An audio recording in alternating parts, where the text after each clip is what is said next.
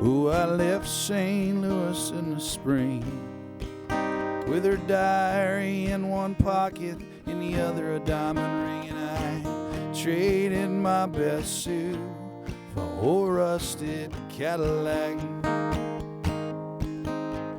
I drove beneath the silvery moon like a night watchman watching my dream wheels run. Would you wear a white wedding dress if I came on back? Oh, Johnsburg, I see us driving down Main Street, your hair pulled back, a bandana around your neck with those pencil red lips I long to kiss.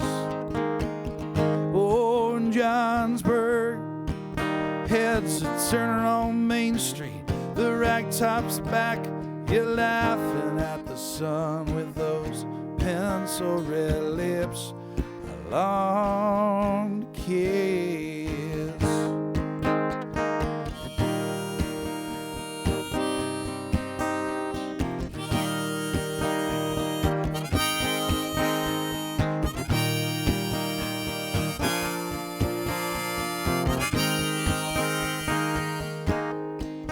I'm on a dead end, dusty road, Sonoma County. I heard your 3 kids are all grown. And on the porch, a gravel-faced man, I asked for Kathleen, and he said that I wasn't welcome. I could tell by his smoke-gray eyes that he was yours, and you'd never be mine. And oh, these wheels can go, but they can't take me back. Oh, to Johnsburg, I see us driving down Main Street, your hair pulled back, a bandana around your neck with those pencil red lips I long to kiss. Oh, in Johnsburg, heads are turning on Main Street, the ragtop's back, you're laughing at the sun with those pencil red lips I long to kiss.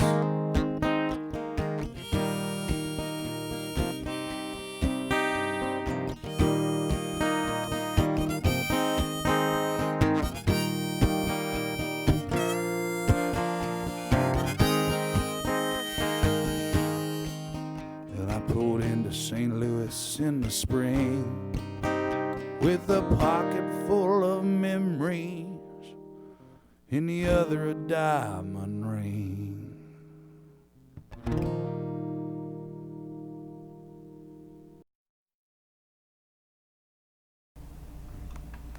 Hi, I'm Monica Mansfield, and you're watching Mostly Rock and Roll. I have with me the ever production-friendly Peyton Tochterman from Charlottesville, Virginia, my great friend. Peyton, thank you so much for coming in here and doing this show with us today. It's my pleasure to be back, Monica. I appreciate you having me, and it's good to see you. Well, you're lighting up the Northeast Seaboard here, you being here. Yeah, thank you so much. Well, thank you. It really is a pleasure to be here. So I'm glad to be a part of it. Good, and you're touring a little bit in New York. You played in Boston last night at Passim. You were wonderful. Yeah. Really great. The crowd loved you, and you were so wonderful on stage. It was really great to see you. Well, thanks. Yeah, it was good to be back at Passim, Matt Smith, and the crew there. So I love that place. It's my little stop when I'm coming through Boston. So it's good. Well, Peyton, you have some exciting news. In the last 2 months, you became a married man, and I was sure to get your ring in some of those shots, camera shots. Yeah, I'm married. I married a woman that I went to grade school with, and she's my best friend, and she's an incredible person. So we had a beautiful marriage, a beautiful wedding day, and a great honeymoon, and then within a couple days back to work. So I'm back here on the road like it never even happened. No, it's happened. Believe me, it's real. I know it. And her name is Dornan. It is. Yeah. And how has Dornan influenced your music, and how has Dornan influenced you since you've known her? Well, she's a huge influence on me, and a lot of songs I write are influenced by her because she's my wife, and I love her. And as a songwriter, you want to write about many different subject matters, but one of them always tends to be about the love in your life. So she is that for sure, and she's been an influence on my life in general just because she's an incredibly strong and amazing human being that brings out the very best in me as a man. At least I feel that way. So I'm totally blessed to have her in my life. I'm the luckiest. A lot of people say that, but I think I am the luckiest guy in the world. So. I'm sure she feels the same way back at you, Yeah, Peyton, because yeah. I know that you guys have a really powerful relationship together. That's Yeah, great. she's incredible. Peyton, your latest CD is called A New World, Yeah. and it's fantastic. I think there are a lot of Americana songs on here, a lot of very nice visuals with the lyrics and the words, and you are a great guitar player. I've got several favorites on here, but I would love to know what you learned about yourself in the whole process of putting this together. Well, it came at an interesting point in my life. A number of the songs that I wrote, a number of them I was recovering from an injury I had, and I was in the hospital. I wrote about a number of those. I wrote about, falling in love with my wife at the time, someone that I just met, and so it really is. This record was a new world for me, and that's why it's called A New World. It's so many things were new to me, and I changed as a songwriter because I'd met Ellis Paul, who I toured with for a year, and he heard a number of these songs. He heard me playing in a bar room in Charlottesvile, and came up to me at the set break and said, who the hell are you? And I said, well, I'm Peyton Tochterman. And he said, well, I'm Ellis Paul. I said, yeah, I know. I know who you are. And he just loved my songs and helped me develop the idea of making a record. This was not in the works. The songs were, but the record wasn't going to happen at that point. And he convinced me to make the record, and I went in and recorded the record, and then ended up going on the road with him for a year. So it really is a new world for me since this record, since writing and recording this record. The subject matter, my life's changed tremendously. So yeah, that's sort of what happened.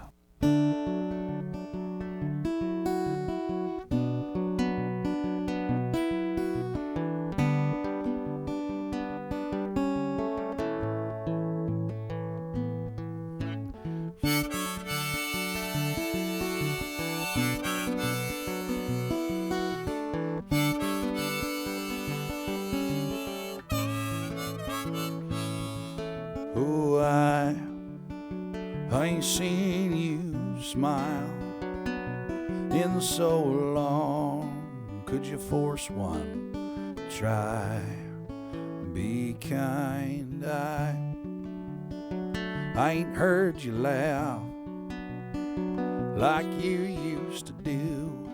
In the morning, your laugh was daybreak, and so we've come to this. I watch you stare, your heart is gone.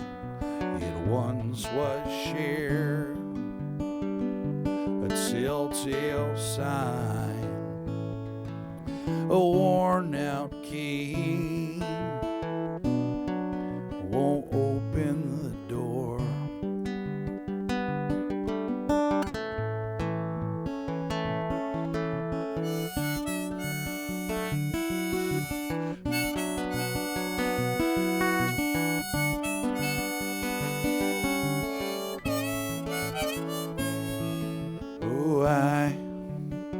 I ain't touched your hand, I ain't heard you breathe. You used to lie so close to me in grace. Oh, please be kind. Now close your eyes, smile and feel our years gone by.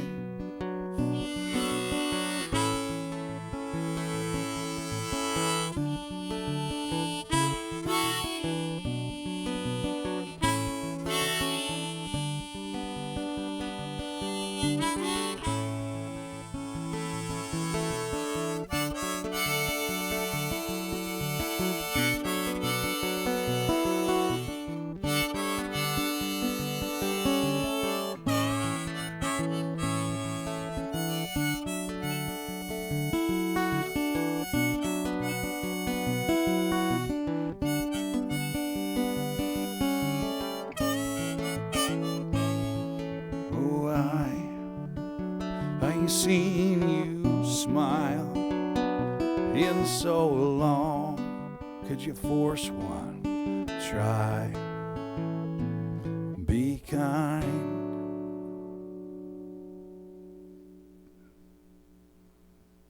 The touring, the going across the country, the seeing all those clubs, what has that done for your music now? Interesting question. It's hard to write and be on the road. I mean, it's hard to write consistently and be out there traveling. It's such hard work and so tiring. But the cool thing about the travel is that I get to go all these different places and meet all these different people. And as a folk Americana act, your responsibility is to pay attention to those people and write about it. It's all about human relationships. It's all about connecting with people and meeting these incredible people around the country, or these great environments, these towns that you would never be in, and really getting a feel for what our country is about. It's a blessing of my job. I really have gotten to know America. I mean, we did a lot of travel last year, and then write about them. So what has it done for my music? I mean, I'm in the process of writing my next record already, and I'm trying to pay attention and take notes on the people that I'm meeting and the towns I'm going to and the communities that I'm performing for, and getting inspiration from that. And there's a lot of inspiration out there. It's a lot of different people in this country. A lot of different stories, I bet. A lot of different stories, and they're all very interesting. And you know, we're kind of journalists out there, you know, paying attention and trying to put it into song, and that's what traveling has done for them and given me a new forum to think about songwriting. It's great.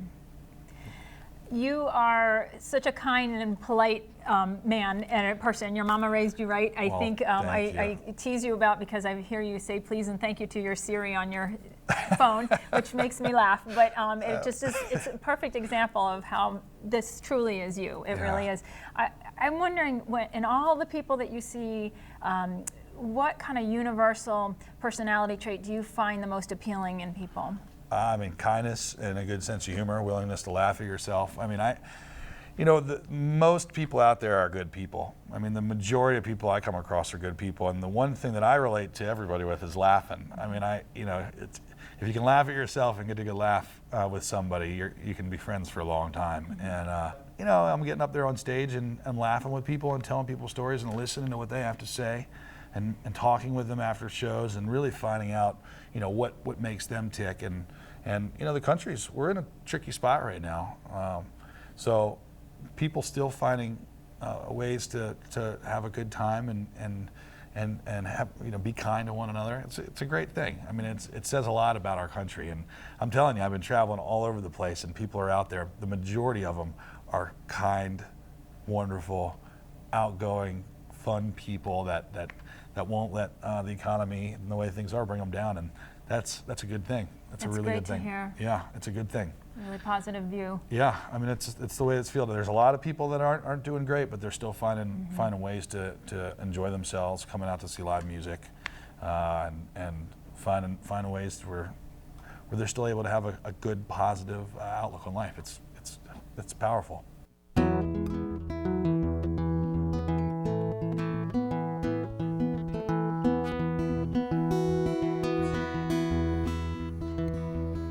To have and to hold, from this day forward I'm gonna love you always, for better, for worse, richer, for poorer, I'm gonna love you always, in plenty and want, joy and sorrow, I'm gonna love you always, now and forever, my solemn endeavor, I'm gonna love you always.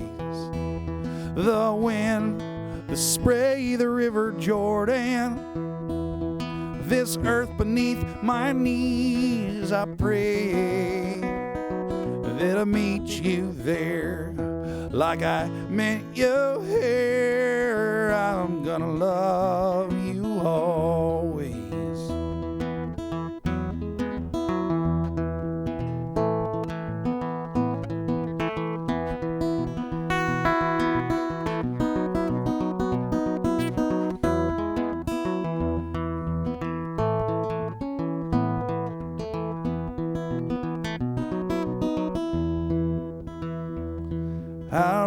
honor you and give protection, 'cause I'm gonna love you always. My deepest love, full devotion, I'm gonna love you always. In sickness, in health, and all of me, my love, always. Well, now and forever, my solemn endeavor, I'm gonna love you always. The wind, the spray, the river Jordan, this earth beneath my knees, I pray that I meet you there like I met you here. I'm gonna love you always. The wind, the spray, the river Jordan, oh, this earth beneath my knees, I pray that I meet you there like I meet you here. I'm gonna love you always. Oh, I'm gonna love you always.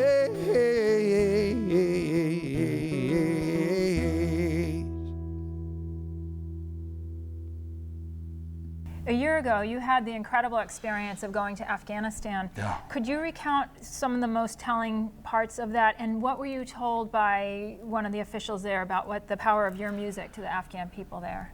Yeah, I went, the State Department hired me as a cultural ambassador for music for the United States. And we were to go to Afghanistan. I took a wonderful accordion player, Radoslav Lorkovich, and then a harmonica player, a world champion harmonica player, Gary Green, with me. And we played a number of concerts. And one of the concerts we played it was at the Citadel, built by Alexander the Great in 333 BC. Yeah, 333 BC. And maybe it was 338, but anyway, sometime around there. And it was this amazing concert with all these Afghan officials and generals and local people, and we played with Afghan musicians. But about 3 days before that concert, we played at a compound. And the only place that I could get a little peace and quiet before the show was up on the roof with one of our snipers. And so I climb up there. I like to get about 5 to 10 minutes, just kind of relax.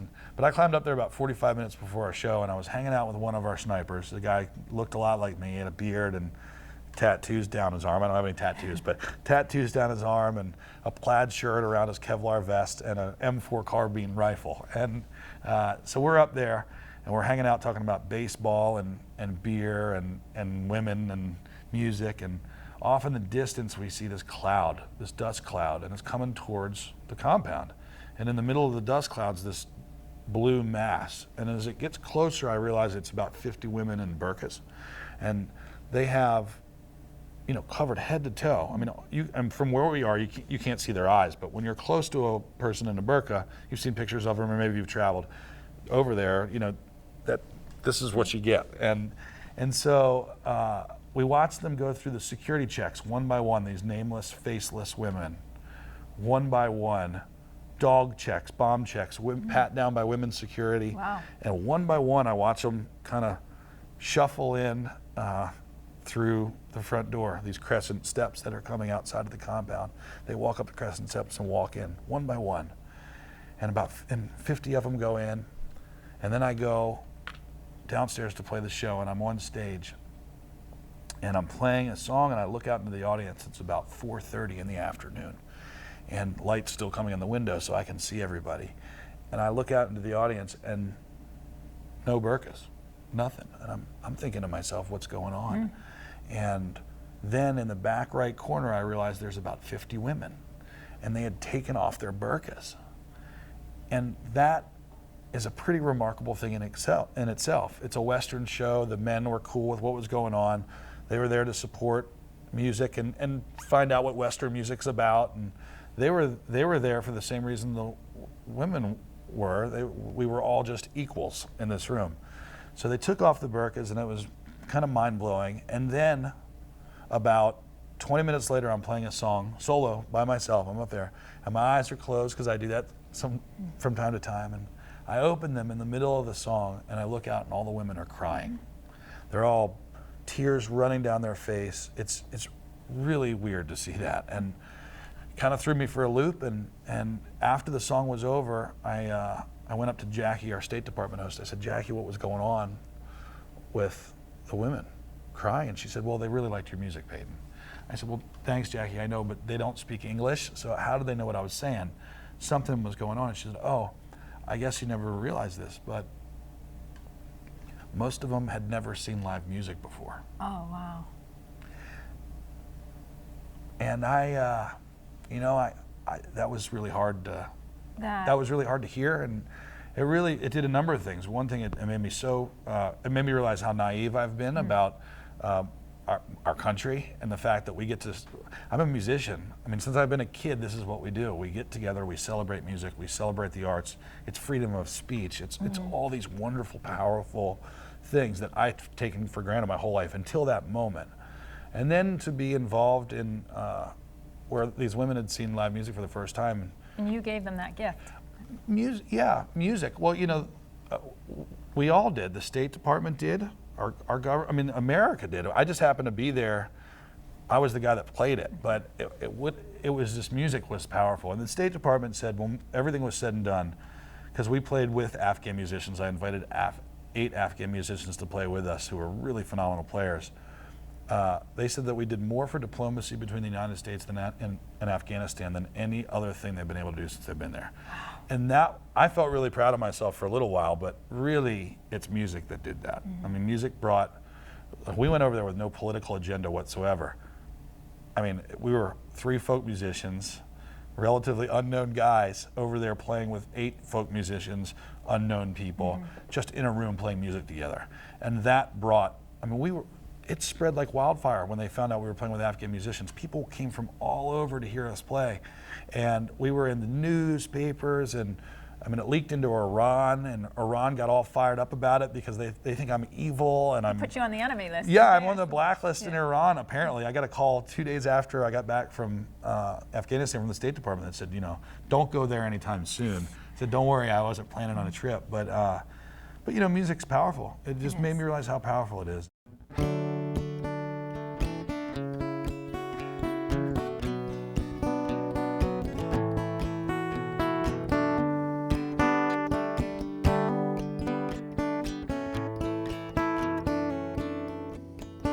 I admit it, I did it, I raised my hand. I'm so sorry for the things I never did and for the things I'd done. Well, I drank too much, I mess around, I smoke weed from right off the ground.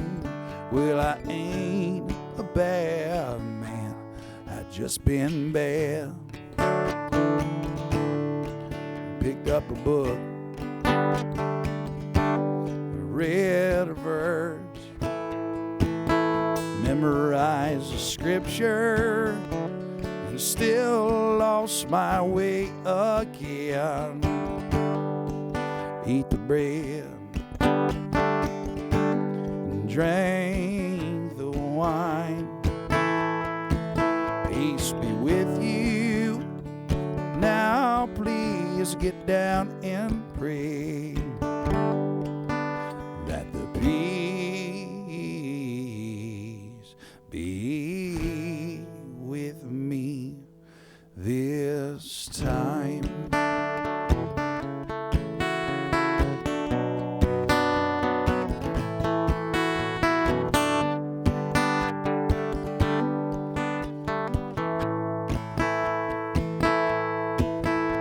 Sunshine on my window pane, so bright I can't see anything.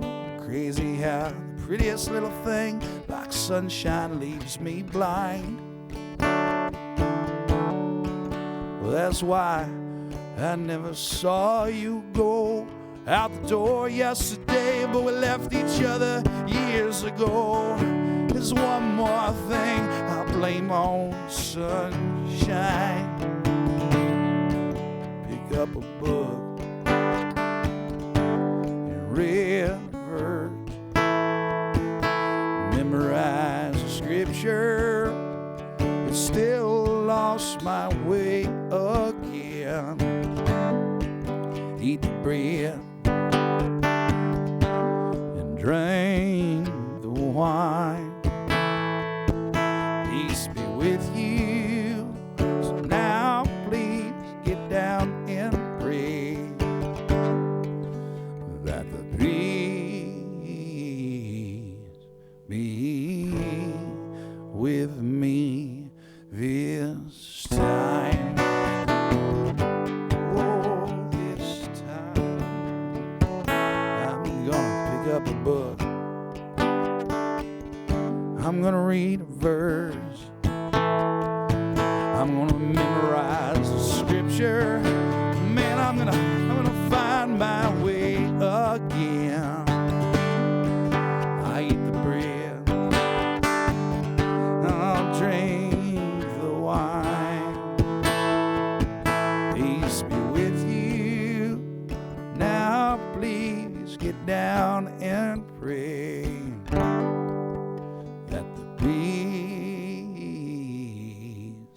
be with me this time.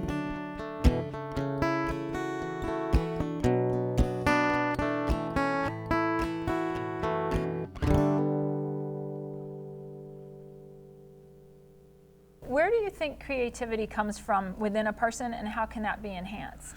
I think everybody is creative. I mean, I've got a ton of nieces and nephews, and I just see creativity every day from them.